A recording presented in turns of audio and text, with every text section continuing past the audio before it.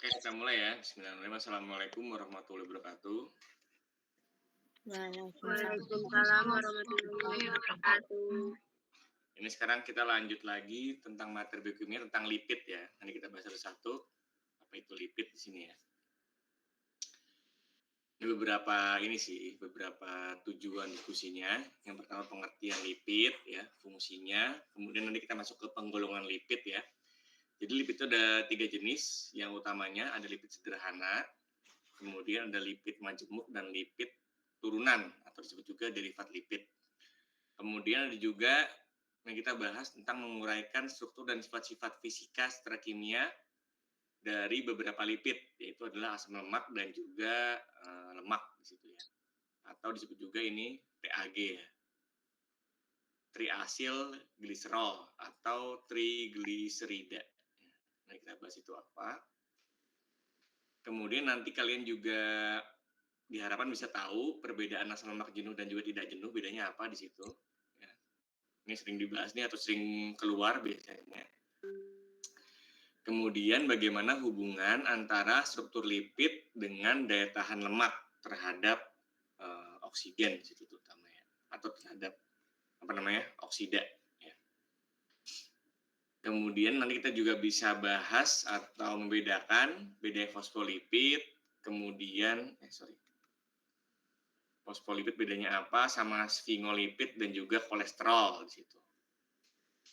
Nanti juga kita bahas hubungan antara lipid dengan membran sel nanti ya. Nah, jadi apa pengertian atau apa lipid itu? Nah, lipid itu adalah senyawa organik ya.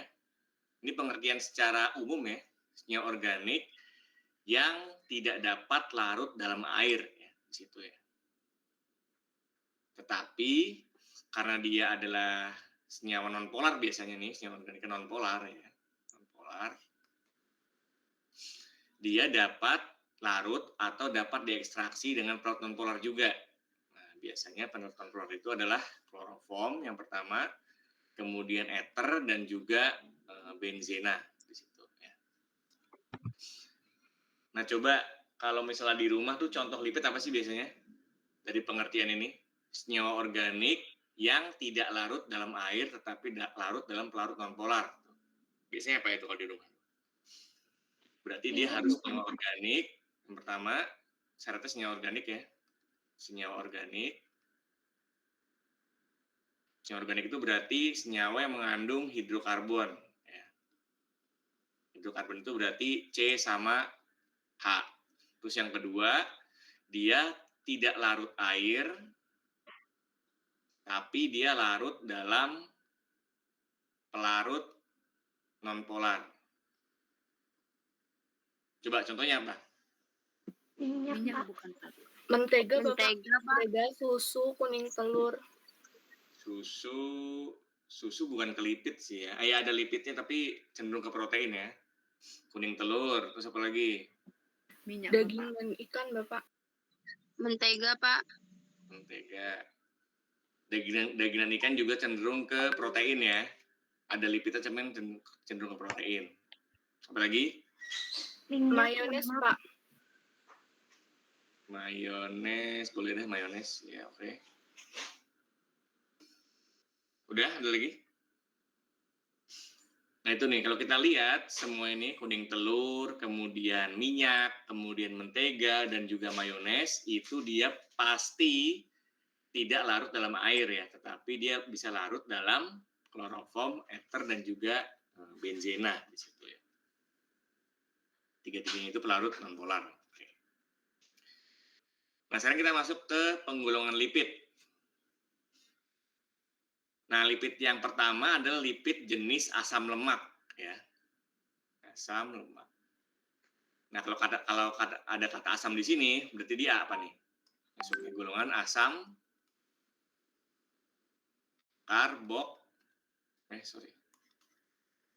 asam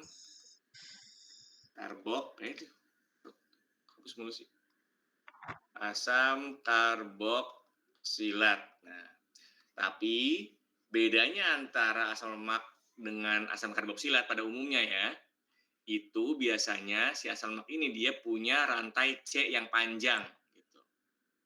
Kan kalau asam karboksilat kan biasanya asam format, ya kan? Kemudian asam asetat paling gampang tuh, ya. Itu masuk ke dalam asam karboksilat. Tapi kalau misalnya asam lemak, dia masuk ke dalam golongan asam karboksilat tapi dia punya C yang panjang. Panjangnya dari berapa? Panjangnya dari C12 di situ, ya. Sampai C20 yang paling sering ditemui itu. Kalau misalnya kita ekstraksi misalnya. Nah, C12 itu namanya adalah asam laurat, ya, lauric acid di situ. Kemudian ada lagi C14, namanya adalah asam miristat. Kemudian C16 nih, yang sering juga kita temui di minyak goreng, itu namanya adalah asam palmitat. Ini asam laurat, asam miristat, dan asam palmitat itu nama ini ya, nama dagang. Tapi nama sistematisnya kalau misalnya asam laurat adalah N-dodecanoic acid atau asam dodecanoat ya. Kalau misalnya asam miristat itu namanya adalah asam tetradecanoic ya. Kemudian kalau misalnya asam palmitat itu nama sistematisnya atau IUPAC-nya itu namanya adalah asam heksadecanoat ya gitu. Terus juga ada nih asam lemak yang juga sering ditemukan di minyak goreng, yaitu adalah asam stearat ya. Kemudian ada juga C20 di situ ya. Di sini contohnya adalah asam arakidonat. Ya. Nah, dari 12 yang ini sampai 24 nih di sini.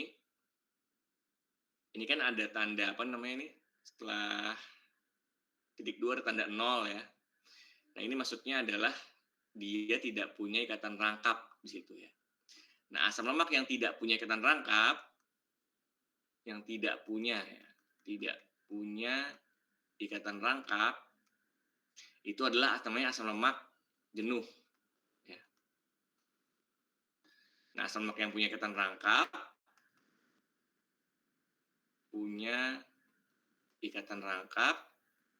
itu adalah asam lemak yang tidak jenuh, kebalikannya. Ya. Nah, apa bedanya secara sifat fisika dan kimia antara asam lemak yang jenuh dengan asam lemak yang tidak jenuh? Nah, biasanya nanti kita bahas bahwa biasanya kalau dia adalah asam lemak jenuh, dia umumnya padat pada suhu ruang. Ya. Padat pada suhu ruang. Kalau asam lemak tidak jenuh, dia cairan dalam suhu ruang. Nah, sekarang pertanyaannya, tadi kan kalian sudah menyebutkan beberapa jenis lipid tuh. Ada minyak goreng, ada mentega, contohnya ya. Nah, minyak goreng kira-kira masuknya ke asam lemak jenuh atau asam lemak tidak jenuh berarti? Kalau berdasarkan bentuk fisiknya, yang cairan. Dia masuknya ke jenuh atau tidak jenuh?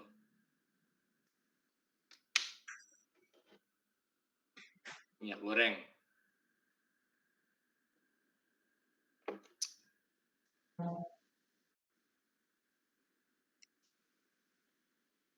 Gimana?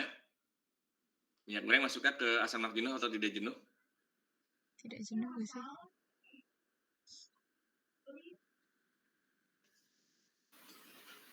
Lemak tak jenuh, Pak. Biasanya minyak goreng mengandung apa sih? Asam lemaknya?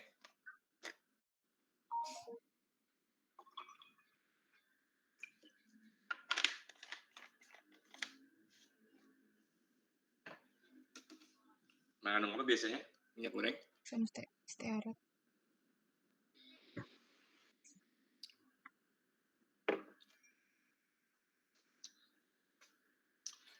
Oke, kita lanjut lagi ya. Nah, kalau misalnya dia punya tanda seperti ini nih, ya, ini 16, kemudian ada titik 21, ya, itu dia berarti punya satu ikatan rangkap, ya, satu ikatan rangkap. Ya. Contohnya adalah asam palmitooleat, ya, atau namanya asam cis-9 heksadekanoat. Nah, yang paling sering ditemui yang ini nih, C18 1 berarti dia punya satu ikatan rangkap, C18 2 berarti dia punya dua ikatan rangkap 2 ya di situ ya. Kalau berarti yang ini punya ikatan rangkap satu ikatan rangkap 2, kalau misalnya dia ada 2 seperti ini, dia punya 2 ikatan rangkap 2 ya. Kalau misalnya C18 yang tidak punya ikatan rangkap tadi nih ya, yang atau disebut juga asam lemak jenuh, itu tadi kan namanya adalah asam stearat.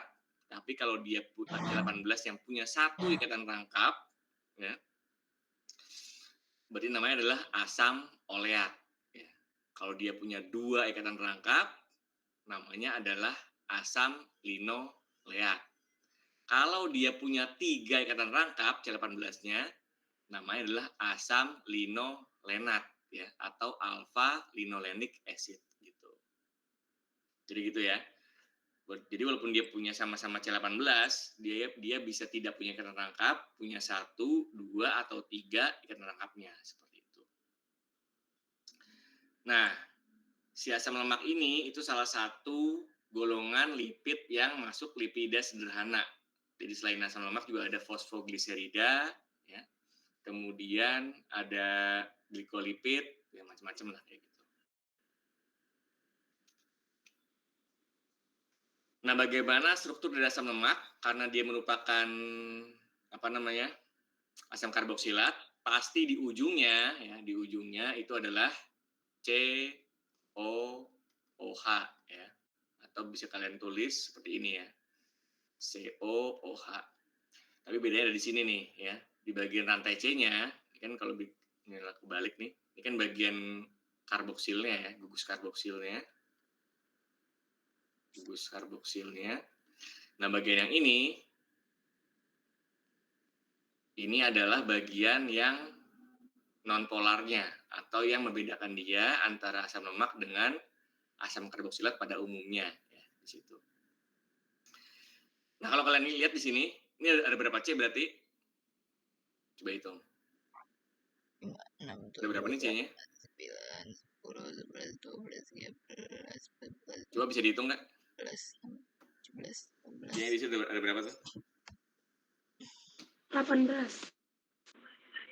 18, terus dia masuknya C18 yang jenuh atau tidak jenuh berarti?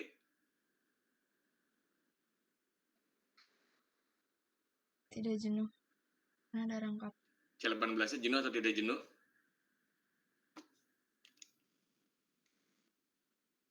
Rangkapnya Gimana?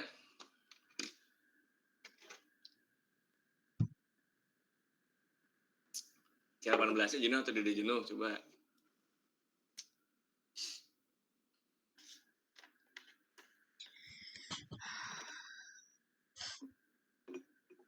Yang jenuh, dia tidak punya ikatan rangkap ya. Kalau asam lemak yang tidak jenuh, dia punya ikatan rangkap minimal 1 di situ. Nah, yang gambar ini itu masuknya asam lemak jenuh atau tidak jenuh. Dia punya ikatan rangkap nggak? Gimana? Punya ikatan rangkap nggak? punya, Pak. Sebelah mana? Yang ini ikatan rangkap. Oh, Yang karbonil. Kalian lihat ikatan rangkapnya yang sebelah sini ya. Jangan yang di gugus karboksilnya. Berarti dia punya ikatan rangkap nggak? Tidak. Si asam stearat ini nih, punya ikatan rangkap nggak dia? Tidak ya, Pak? Tidak, Pak. Dia nggak punya ikatan rangkap ya. Ini ada tadi dibahas ya. Ini asam stearat C18 yang 0 nih ikatan rangkapnya tuh pada struktur karbonnya. Gitu. Jadi jangan dilihat dari si karboksilnya. Semua juga kalau misalnya karboksil pasti punya ikatan rangkap lah, karena dia adalah asam karboksilat kan. Gitu. Nah, sekarang kita bahas apa perbedaan struktur ya. Struktur antara asam lemak yang jenuh ya, atau disebut juga saturated fatty acid, dengan asam lemak yang tidak jenuh ya, atau namanya bahasa Inggrisnya unsaturated fatty acid ya. Jadi kan sudah dibahas ya bahwa asam lemak yang jenuh ya itu cenderung berbentuk padat ya, pada suhu ruang. Kalau asam lemak yang tidak jenuh itu cenderung berbentuk cairan ya pada suhu ruang juga. Ya. Kenapa seperti itu? Kita bisa lihat di sini misalnya ini adalah asam lemak yang jenuh nih, ya. Ini kan yang jenuh nih, ya, karena dia tidak punya ikatan rangkap. Sedangkan yang struktur yang B ini itu adalah asam lemak yang tidak jenuh, ya, karena dia punya minimal satu ikatan rangkap di sini. Ya. Ini yang namanya adalah asam stearat. Yang B itu adalah asam oleat. Ya. Kalau misalnya satu struktur ini kita tumpuk nih ya, ada banyak strukturnya, maka dia bisa berbentuk seperti ini kan. Bisa ditumpuk lah. Tapi kalau misalnya yang B ini, ketika kita tumpuk, maka dia tidak bersatu ibaratnya, atau agak jauh jaraknya. Nah, ketika dia bertumpuk, otomatis maka dia akan berbentuk padatan. Ya. Kalau misalnya dia agak jauh, maka terbentuk seperti cairan. Jadi di situ ya, kenapa yang jenuh itu cenderung berbentuk padat pada suhu ruang, sedangkan yang tidak jenuh asam lemaknya, dia cenderung berbentuk cairan pada suhu ruang. Oke. Sampai sini ada pertanyaan? Udah ngerti bedanya?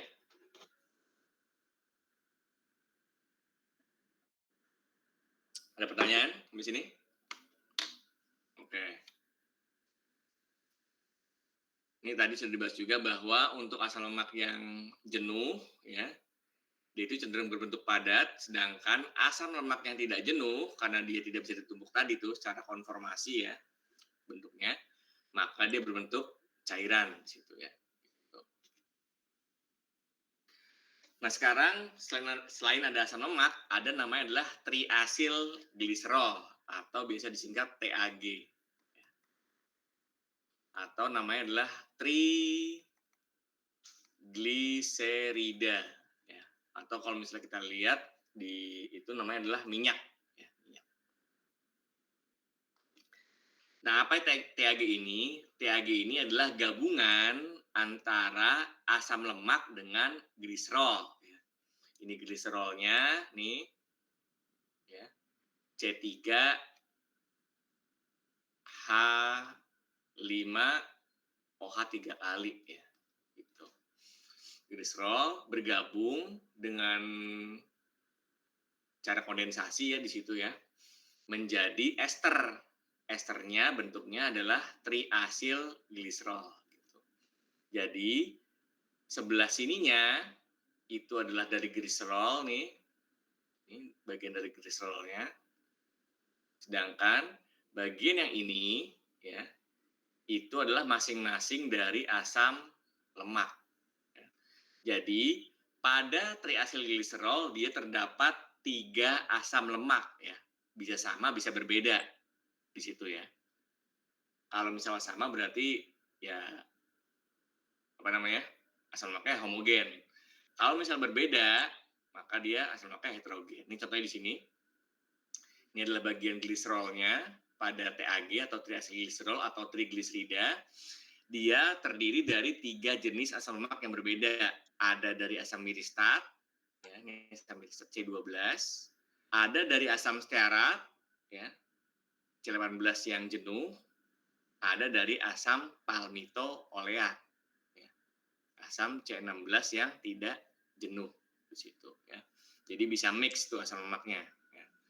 Umumnya kalau misalnya dia terdiri dari asam lemak yang jenuh semua nih, ya, si triasil gliserol, maka dia mengikuti sifat dari asam lemak yang jenuh. Berarti sifatnya adalah padat. Ya, kalau dia terdiri dari asam lemak yang jenuh. Tapi kalau dia terdiri dari lebih banyak asam lemak yang tidak jenuh, maka sifatnya adalah sama.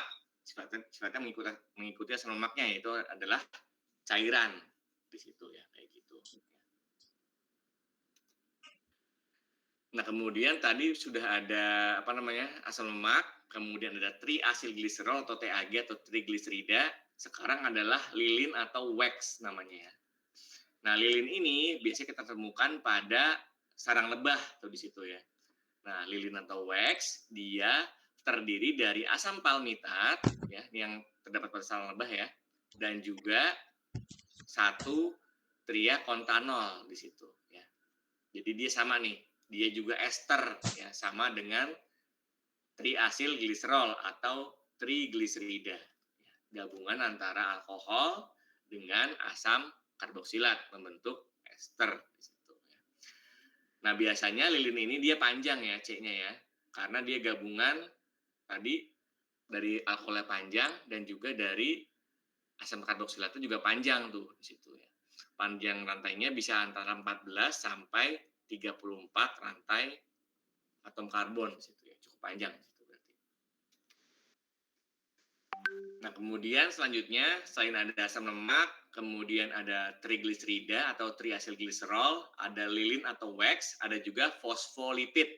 Nah, fosfolipid ini dia sama mirip dengan si trigliserida, tapi satu gugusnya, minimal satu ya di sini, itu digantikan oleh gugus fosfat di situ ya. Jadi dia kalau bisa dibilang dia adalah turunan atau derivat dari trigliserida ya. Jadi dia mengandung atom fosfor ya di situ ya. Karena dia adalah fosfolipid. Jadi gabungan lipid dengan gugus fosfat di situ. Nah, kemudian ada lagi sfingolipid. Sesuai namanya, sfingolipid ini adalah gabungan dari sfingosin yang pertama bergabung dengan seramid namanya sfingomielin di situ ya. Nah, yang terakhir untuk penggolongan dari asam lemak dari lipid itu adalah isopren ya. Isoprenoid atau disebut juga terpena. Nah, terpena ini cukup unik nih. Dia bisa bergabung karena dia terdiri dari kepala dan juga ekor di situ ya. Ini kepalanya, ini ekornya. Nah, isopren itu dia merupakan suatu monomer ya, dan bisa bergabung baik dia terbentuk antara ekor dengan kepala maupun kepala dengan si ekornya gitu. Namanya adalah 2-metil 1,3 butadiena. Kalau misalnya kalian mau gambar dulu butadienanya. 1, 2, 3, 4. Dia punya ikatan tangkap di 1,3 ya. Nomor 1 sama nomor 3. Kemudian dia punya cabang di nomor 2 berbentuk metil seperti ini. Bentuk dari isopren atau 2-metil 1,3 butadien seperti itu ya. Nah, karena dia punya ikatan tangkap ini kan bisa kebuka nih ya, bisa kebuka, ini juga bisa kebuka, maka dia bisa membentuk polimer di situ.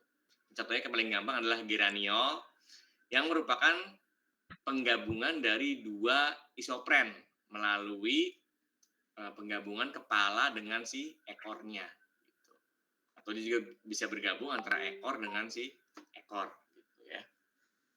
Jadi isopren itu adalah monomer, dia bisa bergabung membentuk polimer ya. Atau dimer lah contohnya seperti geraniol ini. Nah, kemudian ada lagi jenis lipid yaitu adalah steroid ya, atau paling umum kalau kita temukan dalam tubuh ataupun di tumbuhan itu adalah jenis kolesterol. Nah, kolesterol ini dia punya cirinya adalah dia punya 3 cincin 6 ya, 3 cincin sikloheksana ya, ABC, dan 1 cincin siklopentana ya. Ini adalah bentuk struktur utama dari si steroid atau kolesterol gitu. Dia punya cincin sikloheksana 3 ya. Dan juga 1 cincin siklopentana atau karbon 5. Nah, sebelum saya lanjut ke reaksinya, ada yang ditanyakan di sini di penggolongan lipidnya? Bisa bedain semuanya? Dari asam lemak, kemudian tadi ada trigliserida, ada lagi tadi apa sih? Lilin, kemudian ada fosfolipid, ada sfingolipid, dan juga ada isopren, dan terakhir adalah steroid. Bisa bedain semua bedanya? Bisa dilanjut? Bisa, Pak. Lanjut lagi ya. Sekarang kita masuk ke beberapa reaksi di lipid. Yang pertama adalah reaksi antara reaksi trigliserida dan juga asam lemak yang utama ya. Nah, yang pertama, si asam lemak ini karena dia adalah suatu asam ya, atau disebut juga salah satu bagian dari asam karboksilat, maka dia dapat bereaksi dengan basa. Ingat, kalau asam bertemu dengan basa, maka bentuk apa namanya? Di kimia dasar, asam ketemu basa jadi apa? Paling gampang HCl sama NaOH jadi apa jadinya? HCl. HCl tambah NaOH jadi apa? Garam ya, Pak? Ya namanya apa garamnya? NaCl. HCl ya. Sama di sini juga sama ya. Ketika suatu asam, di sini berarti asam lemak ya, asam miristat di situ C12 ya, bertemu dengan NaOH, maka dia akan membentuk garam. Garamnya adalah namanya sodium miristat. Ini sebenarnya dia ada muatannya nih, yang sebelah sini negatif, Na-nya positif ya, tapi dia gabung di sini reaksinya. Gitu. Nah, reaksi antara asam lemak dengan basa itu namanya adalah reaksi hidrolisis. Ya. Kalau antara asam lemak dengan basa itu namanya adalah reaksi penyabunan atau saponifikasi.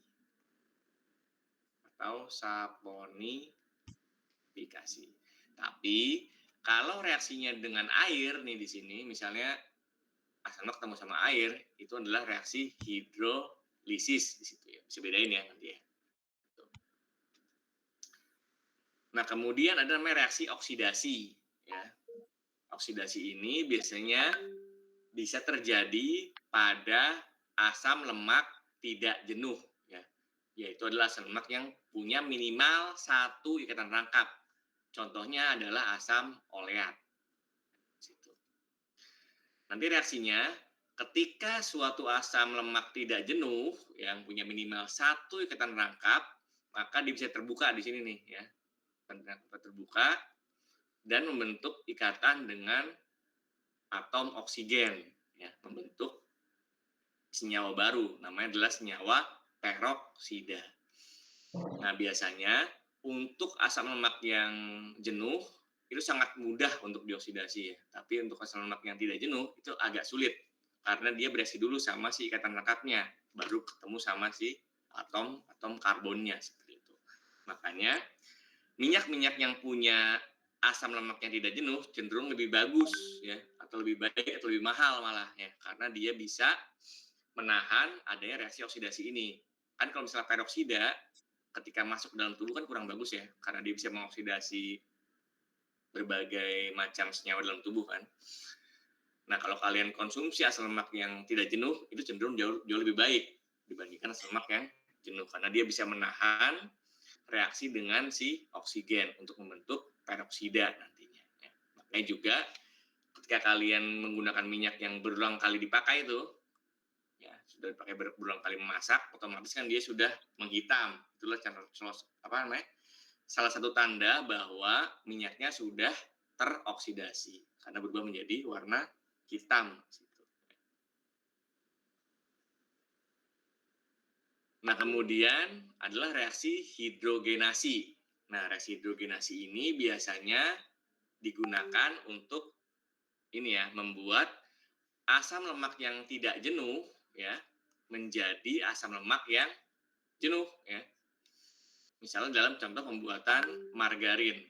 Kan kalau kita buat margarin itu, kalau misalnya kita menggunakan lemak hewan itu agak mahal karena lemak hewan itu biasanya asam lemaknya jenuh tuh di situ.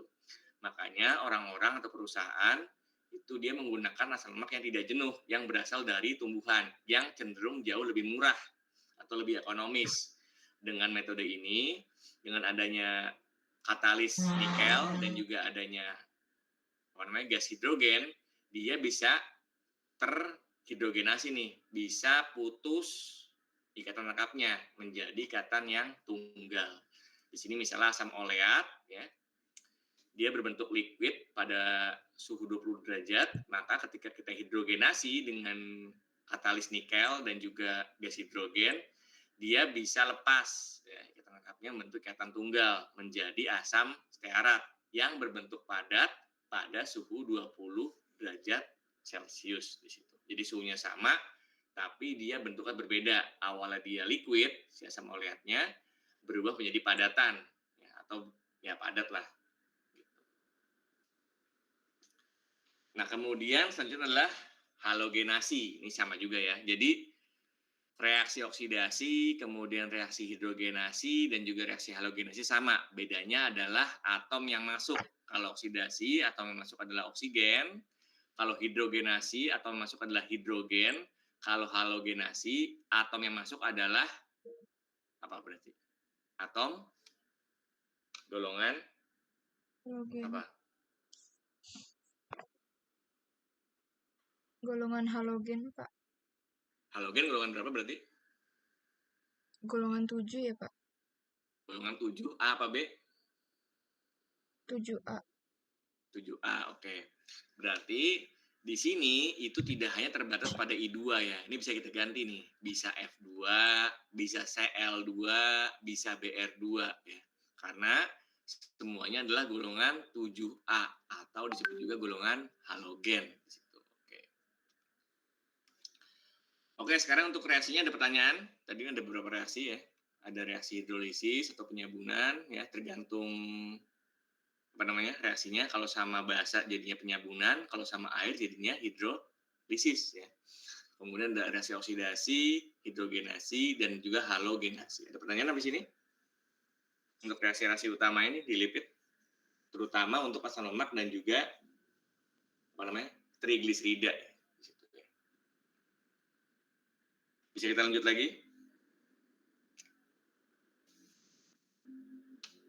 Bisa, Pak. Oke, lanjut lagi ya. Nah, sekarang kita bahas bagaimana hubungannya antara lipid, misel, dan juga membran sel.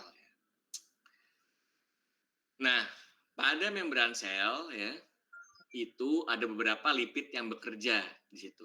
Ada fosfolipid ya, yang berbentuk membran.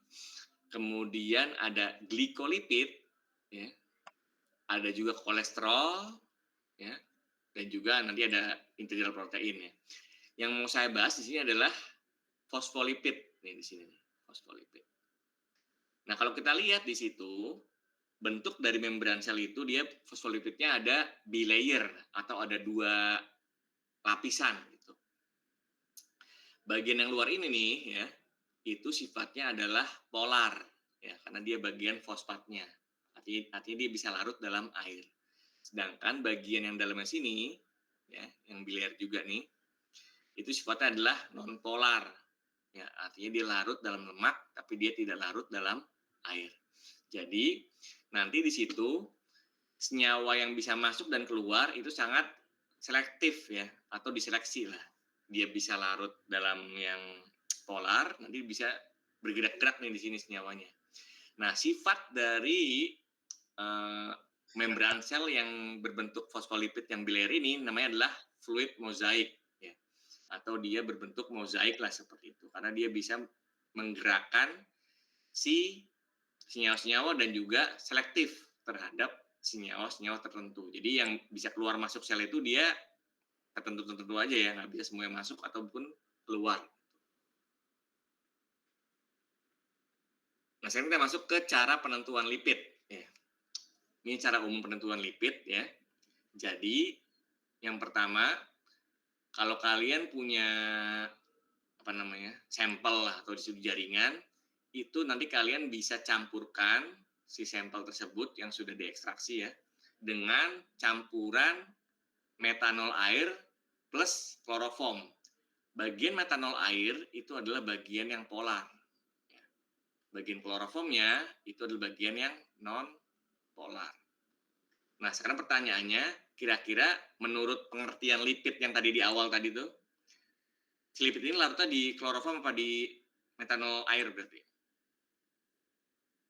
Lipidnya nanti ada di bagian kloroform atau di bagian metanol air, sesuai dengan pengertian lipid yang di awal tadi.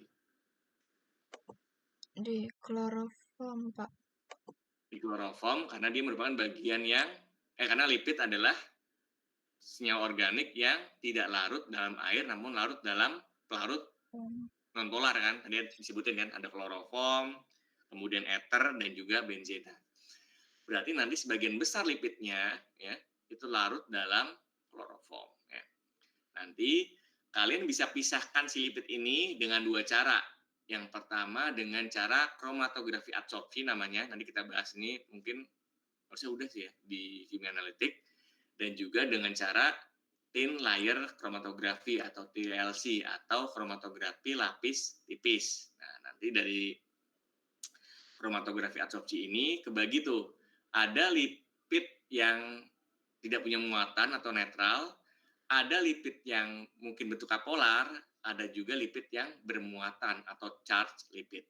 Nanti dia bisa masuk atau kita bentuk menjadi bentuk esternya ya, menjadi bentuk ester. Baru setelah dia bentuk ester, karena dia bentuknya menjadi volatil nanti atau mudah menguap, kita bisa analisa menggunakan GC ya.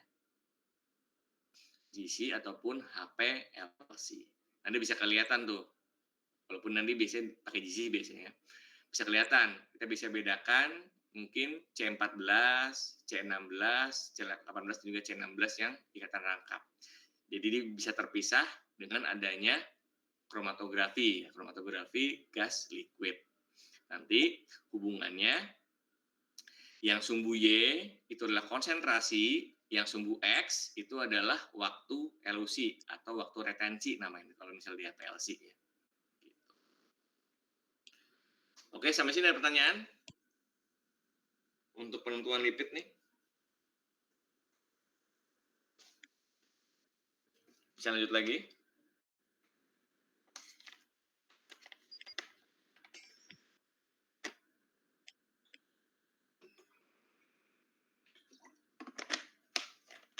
Ada pertanyaan di sini?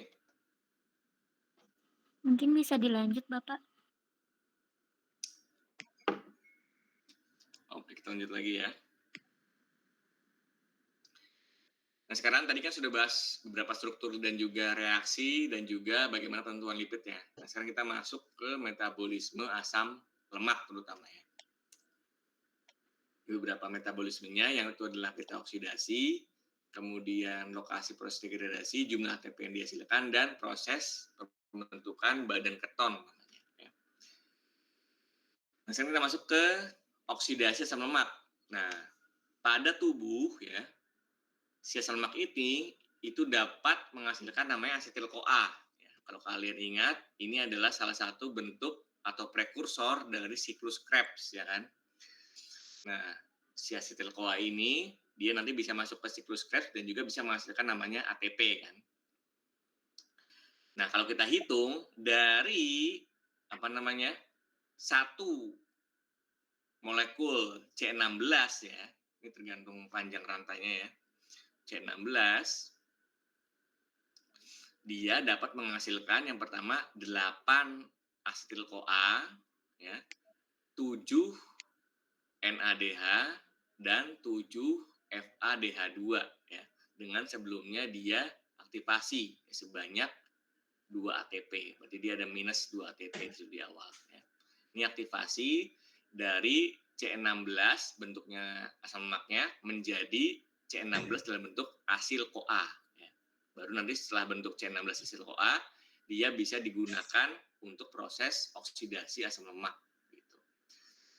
Jadi dia ada 7 siklus ya. 7 siklus. Satu siklusnya dia menghasilkan 1 NADH dan 1 FADH2 ya. Tapi totalnya karena dia adalah C16 berarti ada 8 asetil-CoA. Kan C16 kan berarti C-nya ada 16 ya. Sedangkan asetil-CoA itu dia C2. Berarti dia butuh 8 kan supaya dia sama nih jumlah C-nya kan gitu.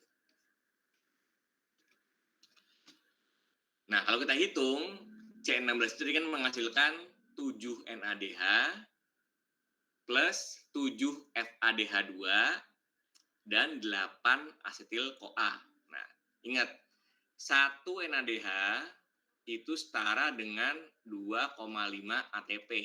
Nah, kalau 1 molekul FADH2 itu setara dengan 1,5 ATP. Nah, berarti kalau dia ada 7 berarti berapa nih? Ya. 7 kali 2,5 berarti 14 tambah 3,5 berarti 17,5. Nah, ini 7 kali 7 nih. 7 dikali 1,5 berarti 7 tambah 3,5 berarti 10,5. Nah, berarti karena dia menghasilkan 7 NADH, berarti ATP-nya adalah 17,5 ya. Dan menghasilkan 7 FADH2, berarti ATP-nya adalah 10,5 dan 8 asetil-CoA ya, yang akan masuk ke dalam 8 kali siklus Krebs tuh berarti di situ. Nah, masing-masing siklus Krebs kan dia masing-masing 10 ya. Berarti karena ada 8 asetil-CoA berarti dikali 8, berarti sama dengan 80. Nah, di awal tadi dia ada aktivasi min 2 ATP. Berarti kita minus nih 2 ATP. Jadi kalau kita total 1 C16 itu akan menghasilkan 106 ATP di situ ya. Gitu. Sampai sini bisa dimengerti?